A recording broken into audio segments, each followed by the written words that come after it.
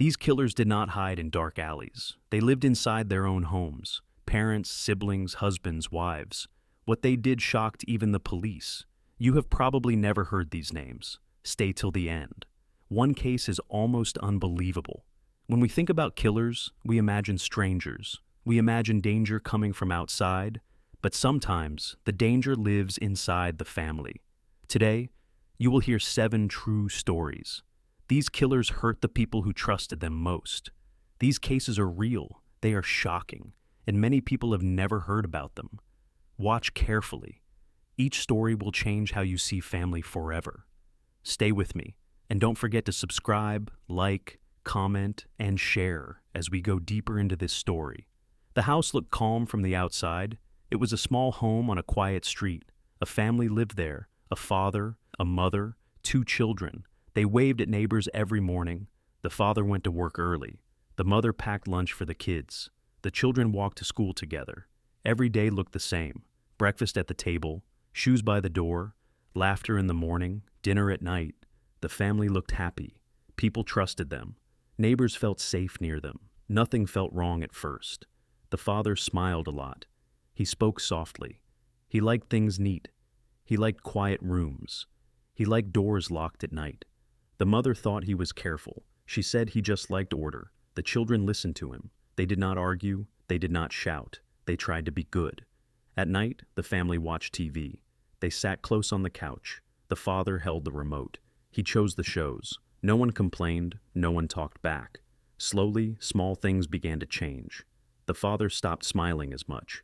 He watched everyone closely. He noticed every sound, a spoon hitting a plate, a door closing too hard, a laugh that was too loud. He did not like noise. He did not like questions. If someone spoke too much, he stared. His eyes stayed cold. The mother felt it. She felt the air change. She spoke less. She moved slower. The children stopped playing loudly. They stayed in their rooms. They closed their doors. At school, the kids stayed quiet. Teachers asked if they were okay. They nodded, yes.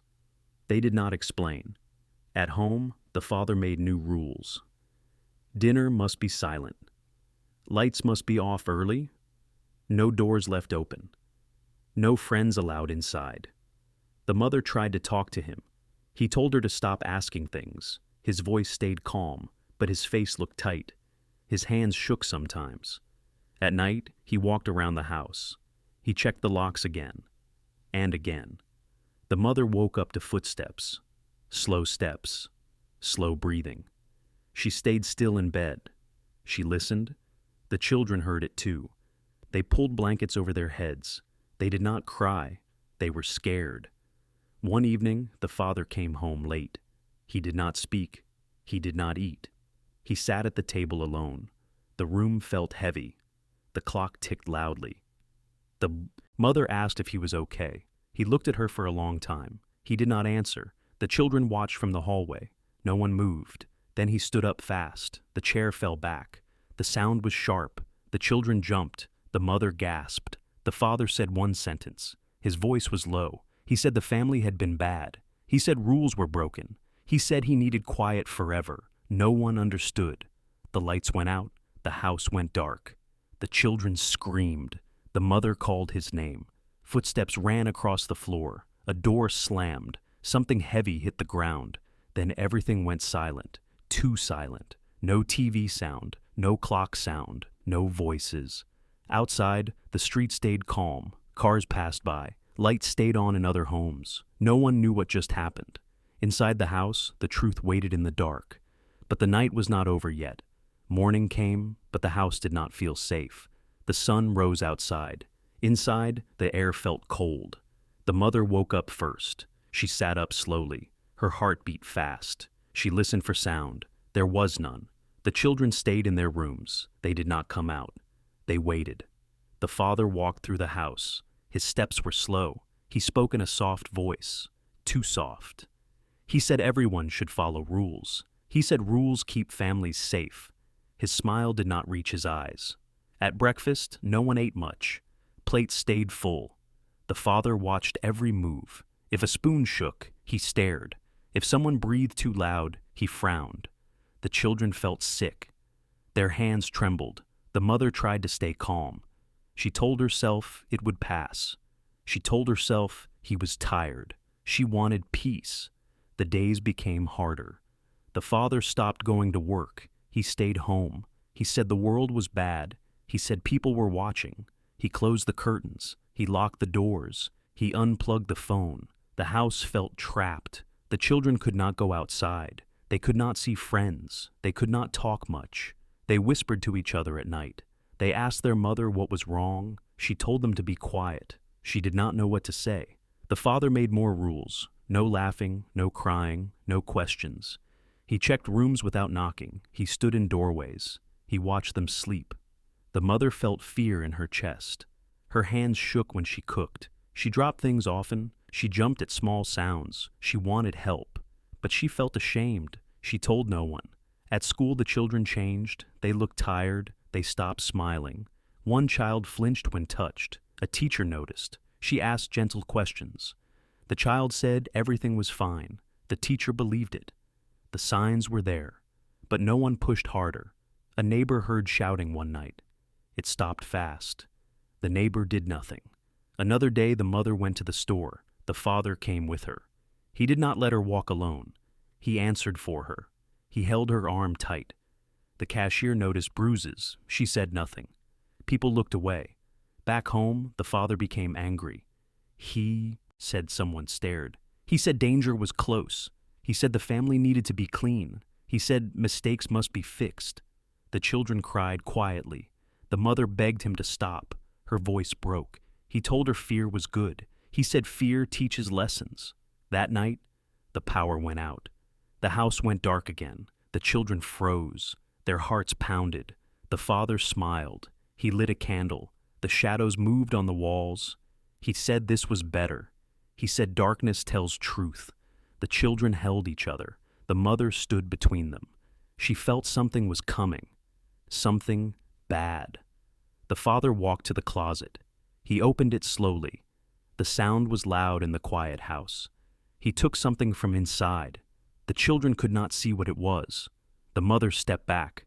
Her legs felt weak. She knew this moment mattered. This moment would change everything. The candle flickered. The father turned toward them, and the house held its breath. The candle shook in the father's hand. Light moved across the walls. Shadows grew tall. The children stayed still. They held each other tight. Their breaths were short. The mother stood in front of them. Her arms were wide. Her voice was soft. She asked him to stop. She said they were family. She said they loved him. The father did not answer. His face looked empty. He stepped forward. The room felt smaller.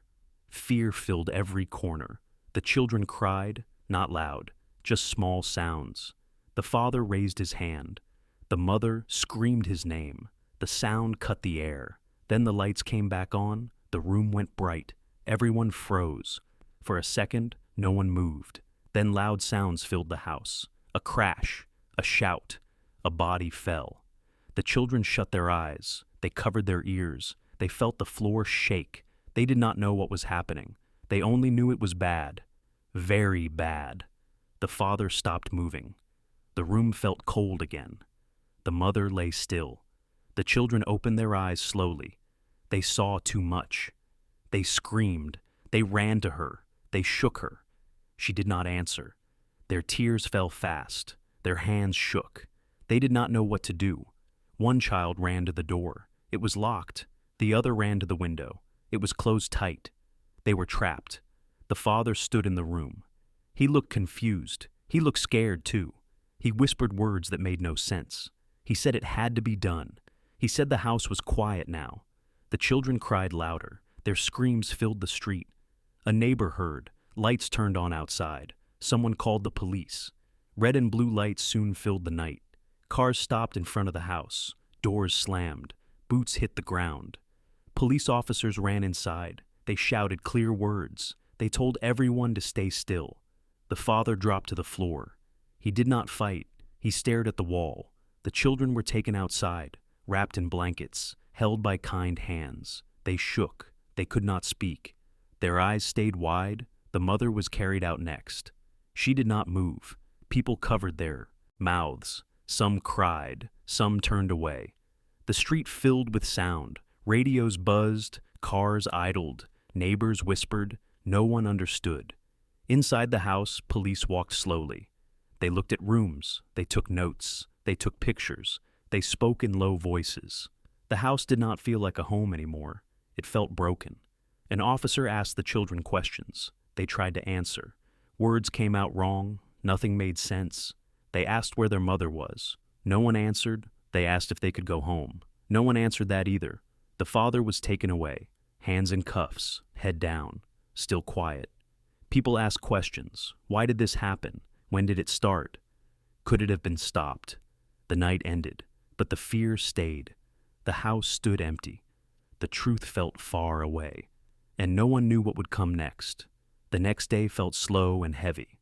The house was blocked off. Yellow tape crossed the yard. Police cars stayed parked outside. Officers walked in and out. They carried bags. They carried papers. They spoke in low voices. Inside the house, nothing felt normal. The table was still set. Food sat untouched. A chair lay on its side. The candle was burned low. Police took photos. They marked spots on the floor. They picked up small items. Every detail mattered. Each room told a story. The children were taken to a safe place. They sat in a quiet room. Soft lights stayed on. A kind woman sat with them. She spoke slowly. She asked gentle questions. She asked about home. She asked about rules. She asked about fear. The children spoke in small voices. They talked about silence. They talked about locks. They talked about watching eyes. They talked about walking on tiptoes. They said they were scared to make noise. They said they were scared to sleep. The woman wrote everything down. She nodded often. Her face grew serious. Other officers spoke to neighbors. One neighbor talked about loud sounds at night. Another talked about closed curtains. Someone remembered the father yelling once. Someone else remembered the mother looking afraid. They all said the same thing. They did not think it was that bad. They thought it was private. They thought it was not their place. Police spoke to people at the store. The cashier remembered bruises. She remembered the tight grip. She remembered the silence. She said she should have spoken. Her eyes filled with tears. Police talked to teachers. One teacher spoke about fear in a child's eyes. Another spoke about quiet drawings, dark pictures, closed doors, no smiles. They said they asked questions. They believed the answers. Police checked records. They found calls never made, messages never sent, appointments canceled, work reports missing. The father had stopped showing up. No one followed up. No one checked deeper. Police searched the house again. They opened drawers. They checked the closet. They found papers, notes written late at night, words about danger, words about control, words about silence. They found broken phones, hidden keys, locked boxes. The story started to change. This was not sudden. This was not one bad night. This had been growing, slowly, quietly, behind closed doors. Police spoke to family members. An aunt cried. She said the mother stopped visiting. A cousin said calls became short. A brother said the father talked about threats that were not real. They all said the same thing. They thought it would pass. They did nothing. The lies fell apart. The idea of a normal home was gone. The picture of a caring father was gone. The truth pushed through the cracks, piece by piece. Police stood in the empty house. They looked around. They could see it now. The fear, the control, the silence. This was not a secret anymore. The truth was rising, and it could no longer be hidden. The father was held in a small room. Bright lights stayed on. His hands were locked in front of him. He looked tired. His face showed no anger, only emptiness. Police asked him questions, slow questions, clear questions. He gave short answers. Some answers made no sense. Some answers stayed silent. Doctors came to see him. They asked about his thoughts. They asked about fear. They asked about voices. He said he was protecting his family. He said the house needed order. Police wrote everything down.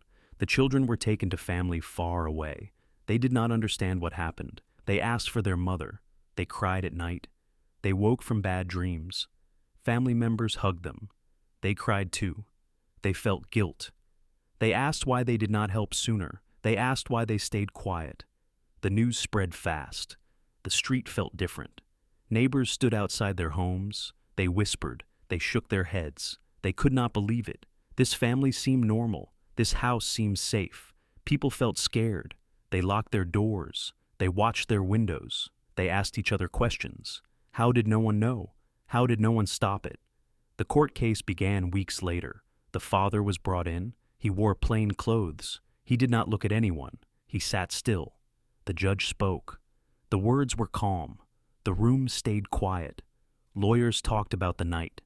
They talked about control. They talked about fear. They showed notes. They showed records. They showed missed signs. Witnesses spoke one by one. Neighbors told what they heard.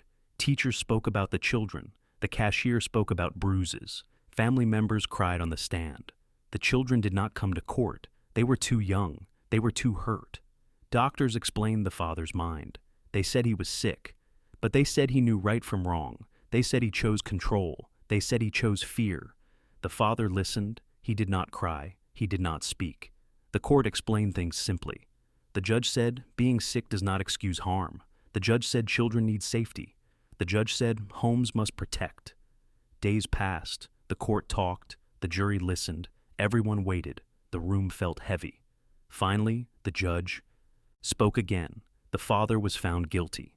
The words hit hard. Some people cried. Some felt relief. Some felt pain. The father was taken away. The door closed behind him. The sound echoed. The case ended. But the damage stayed. The house stayed empty. The street stayed quiet. The family was gone, and nothing would ever be the same again. Prison life moved slow. Days felt long. Nights felt longer.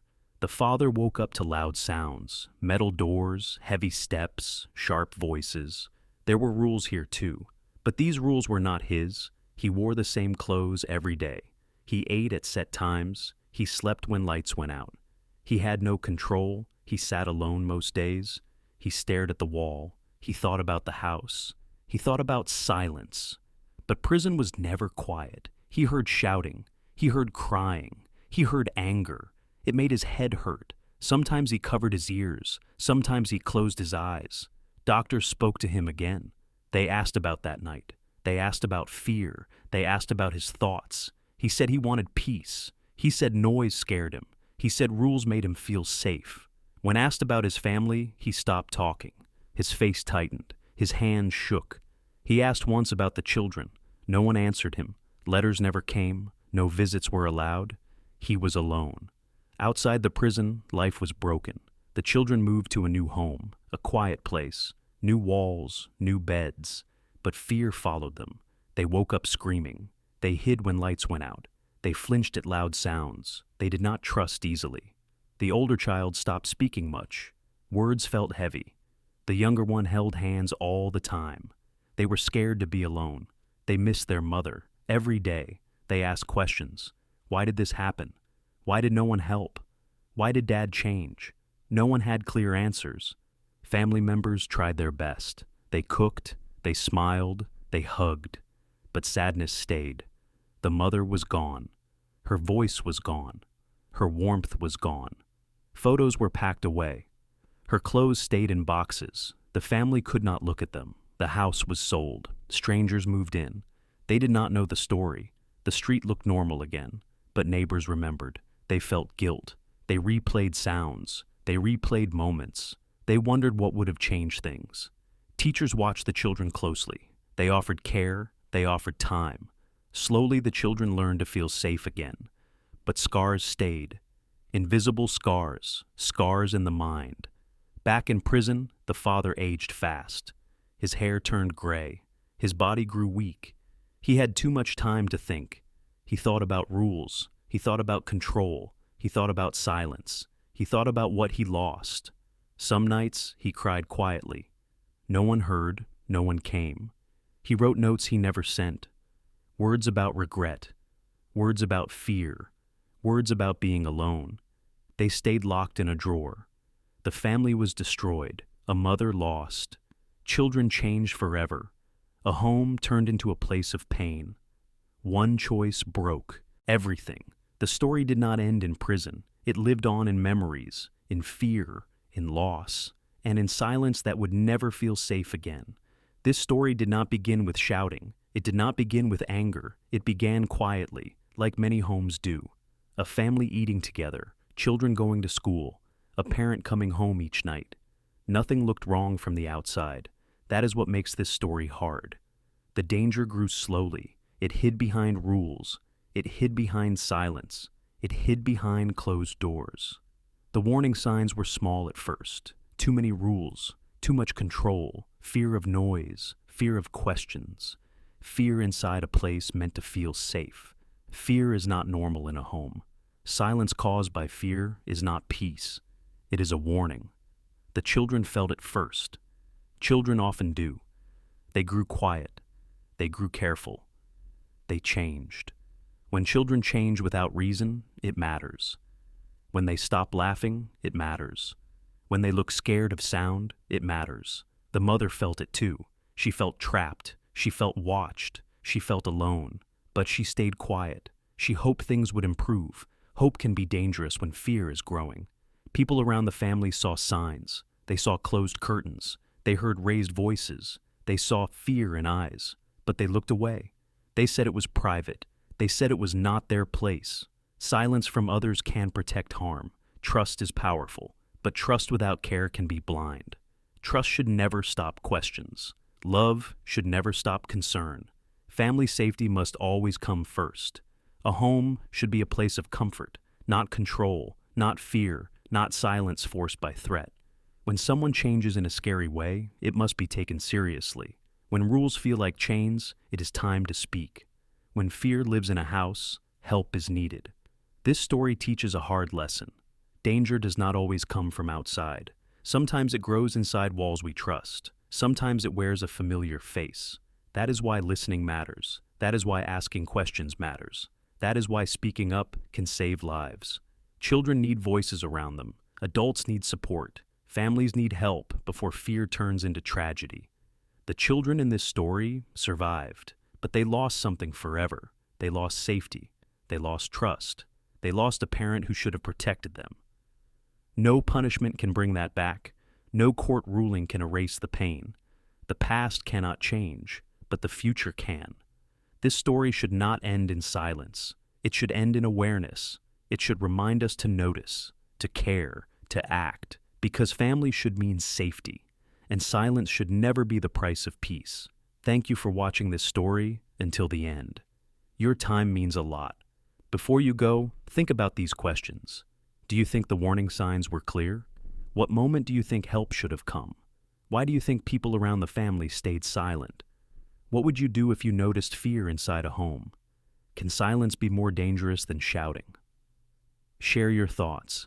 In the comments, your voice matters. If this story made you think, please like the video. Share it with others so more people can learn. Comment what stayed in your mind the most. Thank you for watching, thank you for listening, and thank you for caring.